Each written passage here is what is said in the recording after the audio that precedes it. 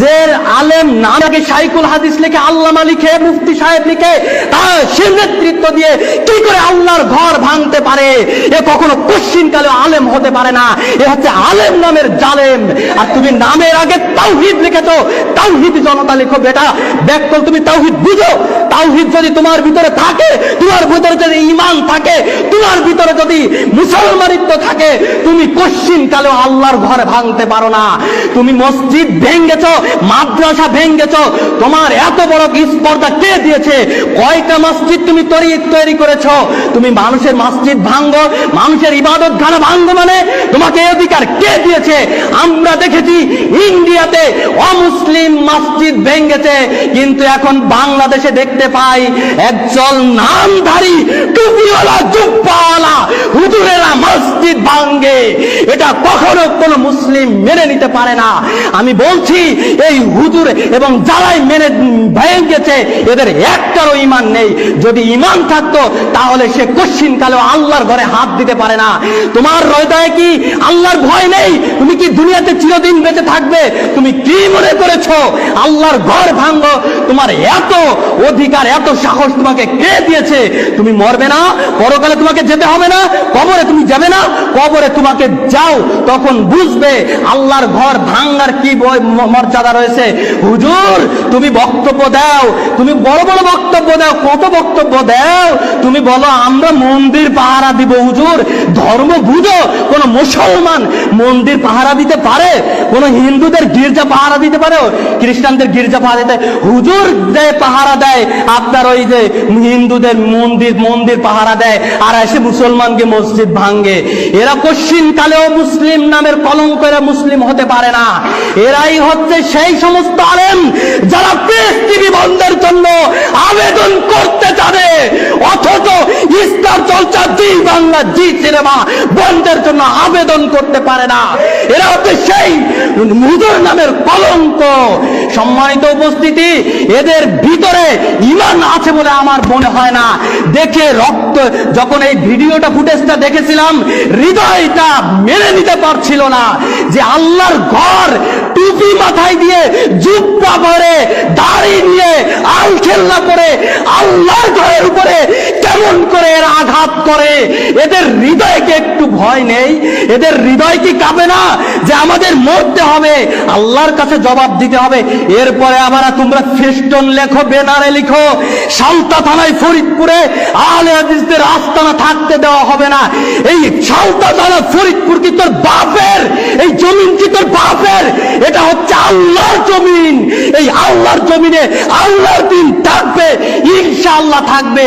তোমরা টিনের মসজিদ মাদ্রাসা ভেঙেছো, আমরা আল্লাহর কাছে দোয়া করি আল্লাহ যেন ওখানে ওই বিল্ডিং তৈরি করে দেয়, আল্লাহ যেন ওখানে বড় উঁচু ভবন তৈরি করার তৌফিক দান করে, আল্লাহ যেন ওখানে বড় মাদ্রাসা প্রতিষ্ঠিত করে দেয়। আল্লাহুম্মা আমিন। যারা এই মসজিদ মাদ্রাসা ভেঙেছে এদের জন্য দোয়া করি, আল্লাহ যদি এদের তাকদিরে হেদায়েত থাকে তুমি তাদের হেদায়েত দান করো, আর যদি হেদায়েত না থাকে সূরা বাকারার 114 নম্বর আয়াতের লাস্টে আল্লাহ সুবহানাহু ওয়া তাআলা তুমি যেই ঘোষণা, যেই শাস্তির কথা তুমি বলেছো, যে আযাবের কথা বলেছো, যে এদের জন্য হচ্ছে দুনিয়াতে লাঞ্ছনা এবং পরকালে হচ্ছে মহা শাস্তি, সেই ব্যবস্থা তুমি করো। সেই আবেদন আমরা রাখি তোমার কাছে।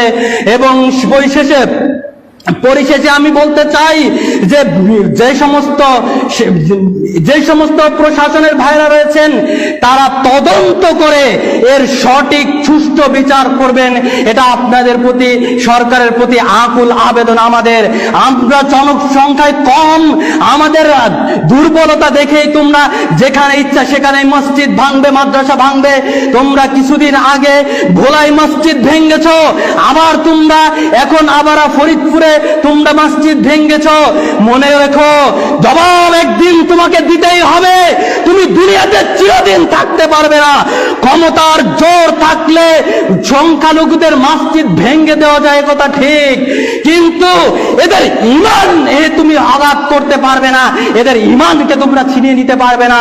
ক্ষমতা বেশি থাকলে মসজিদের জায়গা যেমন মন্দির বানানো যায়, যেরকমটা বানিয়েছে ওই যে আপনার ইন্ডিয়ার নরেন্দ্র মোদী, ক্ষমতার জোর তার বেশি ছিল, মসজিদ ভেঙ্গে মন্দির করেছে।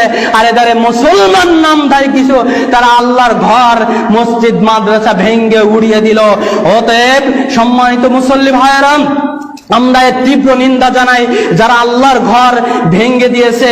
এক শ্রেণীর নামধারী কিছু বড় বড় আলেম তারা বলে যে ওখানে শুধু মাদ্রাসা ছিল, মসজিদ ছিল না। আপনার ওই জন্ডিস মার্কা চোখ দিয়ে আপনি কি করে মাদ্রাসা আছে, মসজিদ আছে দেখবেন কি করে? আপনার চোখে তো জন্ডিস পড়ে গিয়েছে। আপনি তো লক্ষাধিক জনতার সামনে বক্তব্য দেন যে যেখানে কোনো হানাফি মসজিদে যদি কোনো আহলে হাদিস এসে একটু ধরে আমিন বলে, তাহলে ওকে নামাজ শেষ করে দোয়া করা বাদ দিয়ে আগে উঠে জবাব চাইবে, তুই কেমনে জোরে আমিন করি, কোন হাদিসে আছে দেখা।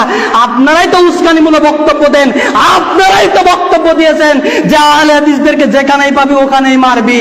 তা আমরা তো এরকম উস্কানিমূলক বক্তব্য দেই না, আমরা এরকম জঙ্গিবাদী আচরণ আমরা মানুষের সাথে করি না, সন্ত্রাসী আচরণ আমরা মানুষের সাথে করি না। এই জন্য আমরা বলতে চাই এদেশের প্রশাসনকে, সরকারকে বলতে চাই, যারা এগুলো করেছে প্রকৃত জঙ্গি হচ্ছে এরা। তোমরা আল্লাহর ঘর ভাঙতে পারো, যারা শিরিক করে না, বিদআত করে না, কোন রাজনীতি করে না, একটা একনিষ্ঠ নির্ভেজাল তাওহীদের অনুসারী হচ্ছে আহলুল হাদিসরা, তাদের মসজিদ তোমরা ভাঙতে পারো। তোমরা কয়টা মাজার ভেঙ্গেছো হুজুর এদেশের মাটিতে? যারা নিজেকে ওই যে কি করে আল্লাহ দাবি করে তাদের তোমরা কিছু বলতে পারো না। যারা ফাতেমার স্বামী দাবি করে সেই সমস্ত দেওয়ান বাগিকে তোমরা কিছু বলতে পারো না।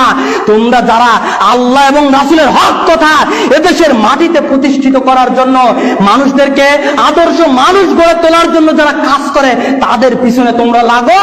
তোমার তাই তো আল্লাহ বলছেন যে আল্লাহ সুবহানাহু ওয়া তাআলা বলেন ওমান আযলামু মিম্মান ইফতারা আলাল্লাহিল কাযিবা। ওর থেকে বড় জালিম আর কে হতে পারে? ওর থেকে বড় জালিম আর কে হতে পারে যে মানুষদেরকে আল্লাহর ঘরে যেতে বাধা প্রদান করে?